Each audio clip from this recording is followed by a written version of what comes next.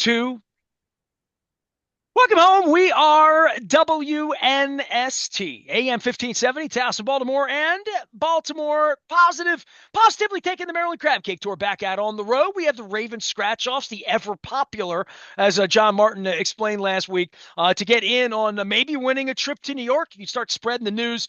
We will be spreading the giveaways beginning at State Fair as well as Cooper's North as we rev up the Maryland Crab Cake Tour here in honor of all things turkey and eggnog and mincemeat pie, as well as peppermint sticks and all of that cocoa and all that ho, ho, ho of next month. Holiday shows at Coco's on the 4th. We're going to be at Gertrude's on the 5th. We're going to be at Fadley's on the 12th. We're going to be at Casas on the 18th of December. All of it brought to you by Jiffy Lube Multi-Care as well. Our oyster tour's out on the road. We're about a dozen days into this thing. Had a lot of oysters, a lot of different ways. All of it brought to you by friends at Curio Wellness and Far and Dotter, as well as Liberty Pure Solutions. 1-800-CLEAN WATER. That's the way to do it to take care of your well water as well as any of your plumbing needs. They're good folks. Doug and his friends there. First introduced to me by Matt Stover, by the way. All right, it is a trading deadline week. It is a short football week. It is a Ravens-Bengals week. Luke and I have talked about Joe Burrow and the defense and the pass rush and Zach Orr and Derrick Henry and Lamar Jackson and scoring 41 points. One thing we haven't done a whole lot of is spent a whole lot of time around the rest of the league, especially in a week, Luke, when Jameis Winston fell on his face. Cincinnati won again, right? And Pittsburgh took the week off in our division. But then you watch what else is going on around the league. And I know we're not pleased with the Ravens' consistency at 6-3. It's hard to be consistent in the league. I mean, only a handful of teams are better. And are they better? I would ask. I would ask myself right now, are the Detroit Lions really better than the Ravens? I'd love to find out. Yeah, I mean, you'd love to find out because that means they'd be playing in the Super Bowl against each other. And we saw how that went last year, but that was last year. So, look, we've talked so much about the offense, right? And Cincinnati's a great example of this. Bengals scored 41 points on Sunday in their win over the Raiders. They scored 38 points against the Ravens back in week 5. But go look at the rest of their schedule. They scored 10 points against the Patriots in week 1. They managed just 17 points against the Giants a couple weeks ago. They had 21 against the Browns 2 weeks ago. Philadelphia held them to 17 points. So even a team that has a quarterback in Joe Burrow who's playing at such a high level, I mean, if the Bengals had a better record than 4-5, then he'd be getting a little more love in the MVP conversation. Not saying he should be the MVP or anything like that, but perception is a big part of that. But that offense with all their talent has been up and down. That's why, again, it's so impressive to see what the Ravens have done. But you look around the league, and there are very few teams that show up on either side of the ball as consistently as what we're seeing from the Ravens right now with their Well, the Bills do offense. against everybody but us, right? Yeah, right. I mean, there's another perfect example. I mean, it's tough. It's tough. And as much as we're singing the Ravens' praises, I can't help but think as we were getting ready to begin this segment that you look at the Bengals right now and they're 4-5. If they make the kick in overtime, they'd be 5-4. If the Ravens had lost that game, and understanding everything else can change when butterfly effect, however you want to try to think about it, the Ravens would be 5-4, and they'd be tied for right now for second place in the AFC North. So it's just a reminder of, yes, it is a week-to-week league, and yes, some of these games, not Sunday for the Ravens against the Broncos, of course, but so many of these games come down to a couple plays, one way or the other. And I think if you're Cincinnati, that's where you're feeling kind of sick right now because you're 4-5 and you're going into Baltimore on a short week and it's a Thursday night game. You need to win. If they do win, then you look at these teams and you say, hey, Bengals are right on the Ravens' heels at that point, one game out. So, but just looking And boy, around the by the league, way, with the Steelers over the hill for the Ravens, right? 10 sure. days off, bad beat at home. I don't know if it's a bad beat if they lose to the I don't know. I think Thursday night football is such a slop anyway, and there won't be a whole lot of defense being played in this game in general, right? There's going to be more about like who gets to tackle who, and when the ball goes up in the air, who catches it. But the Ravens need to survive Thursday and then really get ready for the Steelers game because this is where you got to make hay and try to win a division. Sure, no question about it. I mean, I think we all look at the Ravens from a just a talent level. Just looking at it, especially on the offensive side. Now, defense, that's a different story. We've talked a No, lot about I that. disagree with But that because they spent a lot of money on defense. There's a lot of talent over there, right? At one point, they I'm identified talking I'm Marcus talking about Williams, and but I'm just talking about how they played. fair enough, fair enough. They haven't played like a championship caliber But they defense have capable really football at any players. point. Yeah, Uh, but they have they haven't capable really players. sure, but my point is just looking at it in terms of the optics of how it's looked on the field. This Ravens offense looks like a championship caliber team overwhelmingly. I saw Aaron Schatz, and I know we'll talk about the rest of the league. Aaron Schatz did his DVOA and looked at the Ravens offense through 9 games. Third best offensive DVOA he's ever tracked behind the '07 Patriots and the 2018 Chiefs. So that's the kind of territory we're talking about here. But look, it's week to week. The Bengals, at times they've looked good, and at times you think, hey, they're ready to make a run, and then they stub their toe, or their offense doesn't look as good. Their defense, has had a couple decent performances here and there, but largely isn't good enough. So that's where you look at this game and say, this is a huge game. I mean, obviously the Bengals desperately need it, falling to 4-6 with 7 games to go. I mean, you're looking at having to win out to just, keep yourself in position to still have a shot at a wild card. The Ravens, to your point, want to stay right on the heels of the Steelers and make sure that they're prepared to go up to Pittsburgh in a couple weeks. So big game there. But again, looking at the rest of the league, it's tough week to week. That's why what the Ravens have done, even with you say, okay, they have 3 losses. They started 0-2. We still remember that, but just their ability to do what they do offensively every week is pretty rare territory. And again, even a team like Cincinnati, for as much as we sing, the praises of the talent that they have on that side of the ball, they've even had some clunkers. So, but scored 41. Joe Burrow, 5 touchdowns. Trey Hendrickson, a monster game on the defensive side. Jamar Chase, they did that without T. Higgins. T. Higgins, his health this week is going to be a big storyline. He worked a little bit at the end of last week in Cincinnati, so I don't know if that's a thought that he could be ready to go Thursday night or not, but it's a big game. But you look around the rest of the league, and I'll still gladly take the Ravens' problems over what most of this league is dealing with on a week-by-week basis. Well, I think there's a thought that the AFC is a lot stronger than the NFC, just in a general sense, and how Brock Purdy was making his way, and how good Matt Stafford really was, and all of that. This Commanders thing and the Lions thing right now, the two better teams in the NFC, and we're long from thinking that the Cowboys are that, and the Eagles have shown their weaknesses, and I guess I'm more of a believer in the Vikings and watching Joe Flacco. Then I was still a joy to watch him. And I'm googling old Baltimore Colts stuff now. I'm getting on a Baltimore Colts kick, even though it's never coming back and it's been 40 years. But just looking at how these teams stack up on the NFC side, it is wild to see the Washington Commanders at the top of standings. And also, from my perspective, right, and this speaks to anytime I can mention Phil Jackman's name here, or even my buddy Ed Frankovic in the old hockey days, the good old hockey game. And we'll have Leonard Raskin on talking some hockey here. Howard Scher and I did some hockey 2 weeks ago from Mamas on the Half Shell honoring Jeff Amder, old Skipjacks fan. But I would go to the Caps games. And Luke, the Capitol Center was the one place that, as a young man, I'm talking in the 80s and 90s when we didn't have football and they did.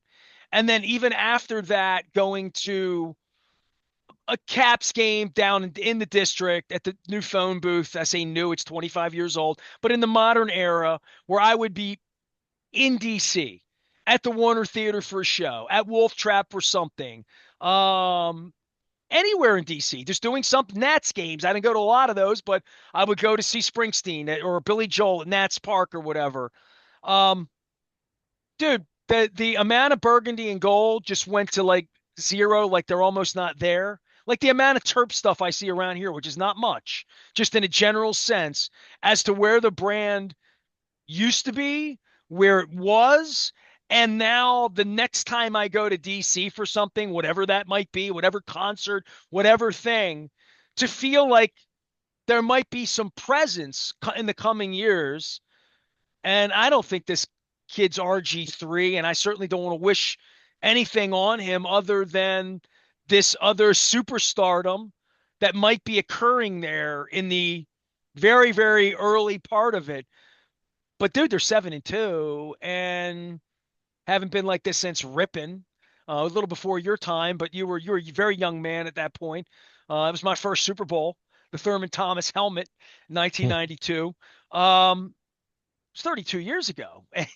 So, um, Commanders, you have any thoughts on the Commanders at all? Or are you up in Pennsylvania doing all those election ads and they don't even come to you because it's all Steelers and Eagles there? I mean, having a quarterback changes everything. It just does. And right now, look at the playoff standings right now. And let's use the AFC real quick, and then we'll get to the NFC. But Kansas City, quarterback, yes, we know they can win the Super Bowl. They've won multiple Super Bowls in recent years. Buffalo, Josh Allen, check. Pittsburgh is the number 3 seed. I think the Steelers are good. Do I think they're a Super Bowl contender? No, because I don't believe in Russell Well, they're only Wilson going to be a at three that seed if they level. beat the Ravens twice, Right, right? Like, correct. And I'm just talking right now, right? I'm right. just talking right now. But Houston, CJ Stroud, I like CJ Stroud. Has it looked the same as last year? And now Diggs is gone for the year, and their offensive line's not playing very well. And And you know the rest of those teams stink, sure, right? right, but you still feel better about him than the rest of the AFC South. But again, quarterback, and we saw that last year with him as a rookie. Maybe not to the Jaden Daniels degree, but still very impressive. Ravens, of course, with Lamar. Chargers, I like Justin Herbert. Do I think he has enough around him for them to really be a serious Super Bowl contender? I mean, I like the defense. I don't know. Denver, Bo Nix is shows some nice things as a rookie. No one is buying them as a Super Bowl contender, especially after Sunday. Oh, dude, Uh, if they're the team that the Ravens draw, you'll in you'll feel January happy coming about in, that. you take it. You Th- take that. right, exactly. But then you look at all the teams that are on the outside looking in. Indianapolis, look, Joe Flacco, once upon a time, no, not now. Sorry, I'm going to disagree with you on that if you push back. Jets, Aaron Rodgers, He does no, look good in the no, helmet, though. You got to he admit, he does. looks good in the helmet. No, Looks he like does. Bert He Jones. does. He didn't look very good against the Vikings, though. I But realized that. yeah, yeah. But Bert Jones Jet wouldn't look very good now, right in the Jets helmet. with Aaron Rodgers. I mean, Aaron Rodgers. For once, we're reminding ourselves what Tom Brady did at 40, over the age of 40, is still the overwhelming exception, not the norm. Jets, no. Tennessee, no. Miami, I'd like Tua, but they've No. buried themselves. They're 2-6. He played well on Sunday, though. I'll give him credit. Uh, Cleveland, I'll just laugh at that. Jacksonville, Trevor Lawrence. I mean, that's still kind of Well, at a loss Trevor for words. Lawrence, Richardson, some of these But they young paid Trevor guys, Lawrence. They paid Trevor Lawrence, right? I mean, that at least with some of Daniel these guys, Jones. I mean, yeah. hey, Dak Prescott, bro, right? But that's the thing. You kind of go down the list, and if you've got a quarterback that you emphatically say yes, you've got a shot. And now Washington is in that category. Now, Jaden Daniels, I think at some point is still going to run into some growing pains, and maybe it happens in the playoffs for him. I mean, who knows? But it's changed everything for them. And even though I had to laugh a little bit at some of the national reports saying how players want to go to Washington, it's kind of like, all right, can we like chill a little bit on this? I'm just Uh, wondering what I'm going but to see when I get down there, this awakening of their brand to be excited about it, how many jerseys and like whether that W on the helmet's actually going to catch on. Like I wonder about all of it because it's been such an ashtray like yeah, forever that to think they could ever get up and walk again, I don't know. It's probably like a Yankee fan thinking the Orioles could eliminate them at some point.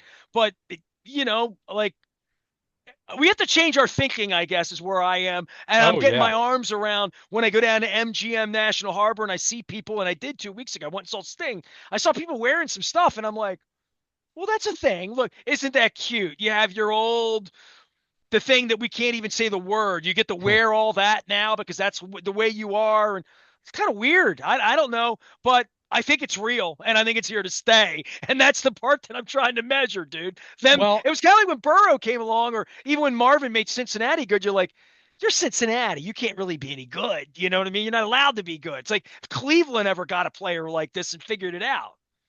well, they thought they were getting that Deshaun Watson, and they got what they deserved with that. But yeah, well, and the other part, look, I said the quarterback, and obviously the quarterback changes everything. If they didn't draft Jaden Daniels and they took one of the other guy, and look, Caleb Williams has shown some really good signs, but it's been more up and down for him. And obviously Chicago is okay, but they're certainly not doing what Washington's doing. But new ownership. And I'm not going to sit here and say Joshua Harris is going to be the best owner in the NFL, but you can't be worse than Daniel Snyder, right? So, when you look That's at the it through message I'm that giving to lens, Mr. Rubenstein. By the way, that is my yeah, ultimate message. You cannot be worse than Peter Angelo. It's impossible. right. We talked about that last February when all this went down. So it really it's TBD in terms of to what lengths does it go, and being great in the regular season, as we've seen here in Baltimore in the Lamar Jackson era, being great in the regular season doesn't always equate to championships right away, but there's only one Super Bowl winner every year. And when you have someone like Patrick Mahomes, all these quarterbacks, Lamar, Josh Allen, Joe Burrow, go down the list. They've all found out that Brock Purdy and the 49ers a couple times now. Philadelphia with Jalen Hurts. Uh, when there's someone like that, you're chasing that guy. Peyton Manning, ask him about how many championships he thought he would have won if Tom Brady didn't exist, right? It'd probably be we'd look at him differently than we already look at him as a Hall of Famer. So, but when you have someone doing what Jaden Daniels has done, and I mean, a franchise that had just been pathetic for most of from the time I was about 8 years old on. I'm Well, it's like you 41 didn't even now. consider them. You know what I mean? Yeah, It's like they were watching irrelevant. Indiana be good at college football. Like you just Well, never even considered it. and Detroit's doing the same thing now. Even though we don't view, Jared Goff isn't this young hotshot quarterback, but he's playing really good football, and they've got a really good roster. It's a shame they lost Aiden Hutchinson, and we'll see if Zadarius Smith or whoever they Dude, they don't might need to bring win the in. Super Bowl. They just need to get to one. Them and Cleveland. Ditto. But They but just need to but get that's the there. but they're kind of in that category, just like Washington. I mean, Detroit Lions. I mean, since Barry Sanders retired abruptly, and I get it, Megatron was a Hall of Fame wide receiver and amazing, but like they were never any good. They're good for them was going 10-6 and losing in the wild card round. That's been their highest standard for as long as you could think until, in their case, yeah, quarterback, but head coach Dan Campbell. Talk about someone who's changed the culture, and I'll give Dan Quinn some credit for what he's done with Washington. And again, quarterback changes things, but you look at these teams, this is fun. I mean, and I don't say this in the Baltimore Washington sense. No, it's not fun in that way because we know how we feel about DC teams and specifically that team. And But the Giants it's and the Cowboys thinking sort of delicious. yeah, but it's just for me, it's just fun in a general sense. It's fun having some teams in the mix that you don't expect to be in the mix. And Detroit, got as far as they got last January, and Washington is the second seed right now, as we're By the way, I talking don't about. think Kirk Cousins is great, but he's great for Atlanta that they're better. Good enough, yeah, yeah. I mean, do I think do I think Kirk Cousins is leading a team to a Super Bowl? No, but the Falcons are way better with him than Desmond Ritter as their quarterback. I mean, that's stating the obvious. So, Minnesota, even though that's the air has kind of been let out of that the last couple of weeks a little bit, and obviously they've had some tough injuries, but that's been a great story, and they're 6-2. So, I mean that it. We spent so much time in the preseason talking about the AFC North, and even at the time, not knowing what the Browns were going to be, I don't know if anyone was picking the Browns to be awful either. But Well, Look all of at these that. teams have 2 wins now. All the Look at worst teams in the league have 2 wins at the turn. I don't know how many are going to get to 4 or 3 or 4 or whatever, but there is no 0-7. Nobody's god awful. Even if but they lose all the way out and go 2-15, any of these teams. I mean, Jameis Winston beat the Ravens last week. So yeah. how bad are the Browns? Yeah. Well, they're bad, but somehow, right? That's the Ravens pass defense for you. That's why it needs to get better. But look at the NFC North right now, though. I mean, the worst team is Chicago, and they're 4-4. I mean, they're a lousy defense of a Hail Mary away from being 5-3. And they think they So have a quarterback for the first yeah, time in a right. while. And Caleb Williams, he's not Jaden Daniels right now, but he certainly has upside and has shown some good things and needs to get better, of course. But yeah, look at that division. I mean, that's the division that I think some people thought the AFC North was going to be this year. And then obviously Deshaun Watson was so awful and the Browns stink. Even if they can, yes, beat the Ravens on any given So to Sunday. your point, in 12 and 11 weeks, when this is all over with, we got a dozen teams looking for a quarterback right now. If the season stopped, what they have isn't going to work. Oh, I mean, like, like it's more literally, than literally. really, it's more than a dozen, but there are teams that are still trying to talk themselves into the guy they have right now. That's what you tend to find a little bit more. And I mean, the Anthony Richardson thing, and look, putting aside our affinity for Joe Flacco, I mean, I just don't like, what are you trying to accomplish? You know what I mean? And look, Anthony Richardson pulling himself out of the game and being tired, like that was a bad look. Like that, like, dude, you need to at least don't broadcast that for everyone if that's truly what happened. Say that you had a cramp and or something like that. But but you look at a situation like that, it's like, what's Indy going to get out of that? Is Joe Flacco maybe good enough to help them get the 7 seed? I mean, Joe's going to be 40 in January. Like you're in, that's the epitome of no man's land right there. And you're in the meantime, you're going to have your quarterback who may not be good enough, and I fully acknowledge that, but it, I don't know. Philosophically, teams that are like that, I just like, where are you going? Philosophically, how do you 18 months ago decide this is your guy over Lamar Right. Jackson? And he And we're hasn't played that much even. Like he got, and again, it hasn't looked good. I get it. If you look at it from a metric standpoint and analytics and the raw numbers and everything, Well, they it, clearly don't like the kid anymore. I mean, clearly they don't think he's the leader. They don't think the teammates don't like him, apparently, from what I'm gathering.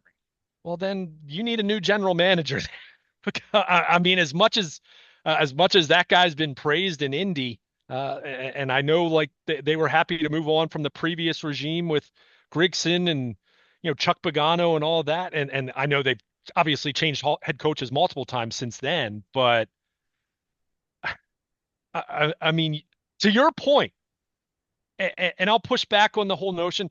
Not all 32 teams could have had Lamar Jackson last offseason. It wasn't practical speaking in terms of draft pick, cap space, all the different things that were going to have to fall into line. Indianapolis, however, was one of the few teams that was positioned to actually do that. Now, again, we can debate whether the Ravens would have ever said, "Oh, well, we're going to let Lamar go and we're going to draft Anthony Richardson," right? But they were a team that at least could pursue that. They did not. They didn't even attempt it. And then to your point, less than 2 calendar years later, Joe you Flacco's their you quarterback. benched him for Joe Flacco, right? Yeah. I mean, that's a severe misalignment of what you were evaluating and where you are now in reality. So again, though, like you look at that team, it's like, what's the best case scenario for you? Okay, Joe Flacco leads you to a wild card. You probably get bounced because, again, I love Joe, but he's not that guy that can do that in January anymore. He also had So better football players in Cleveland. yeah, He did. sure, he did. But we still saw how that turned out for them in the They had a first round. defense there. He had guys that Yeah, could catch the ball. but they lost and they lost pretty handily in the first round to Houston. So, but again, you just look at these teams, and that's where again even with the issues with the pass defense. There's nothing else that needs to be said about the Ravens at this point in time and moving forward for the foreseeable future. If Lamar Jackson is healthy, the Ravens always, always, always have a chance and a good chance on any given week no matter the matchup. That doesn't mean they won't lose games occasionally. Let's be clear. But when you have that kind of guy, Lamar Jackson, Patrick Mahomes, Joe Burrow, Josh Allen, Jaden Daniels, I think is rapidly coming into that category. Again, he's still got some work to do. Don't want to crown him and anoint him just yet, but it's looking really good halfway through his rookie year. When you have one of those guys, you always have a chance.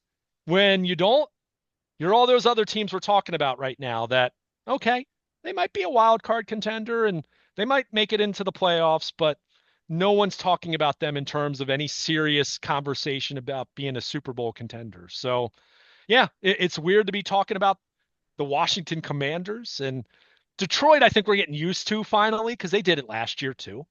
But yeah, you kind of look at it and it's definitely strange to look at the top of the NFC. And I mean, meanwhile, you got the 49ers who we haven't even mentioned, and they're just, ravaged by injuries and they're 500 and, on a bye and all that. But, they, that's the team that has kind of been the class of the conference the last 5 years overall. And man, they've got some work to do the second half of the season. Sure. Luke Jones is here. He is Baltimore Luke. He'll be ready for the game on Thursday night. We have a short week here for football, a long week here for the American politics thing.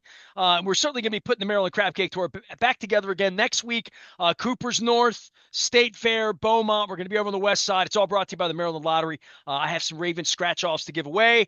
I'm going to shave up, get cleaned up this week. We have all sorts of things going on around here as we move into November and play hasty football on Thursday night, and then have a whole weekend to celebrate and sit around and watch the NFL beat each other up. So hopefully the Ravens can get out of this thing on Thursday night against the Bengals with a victory. Good football game ahead. Luke will be monitoring that as well as all of his thoughts leading into Thursday night out at Baltimore Positive. I am Nestor. He's Luke. We are WNST, AM 1570, Towson, Baltimore, and we never stop talking Baltimore Positive.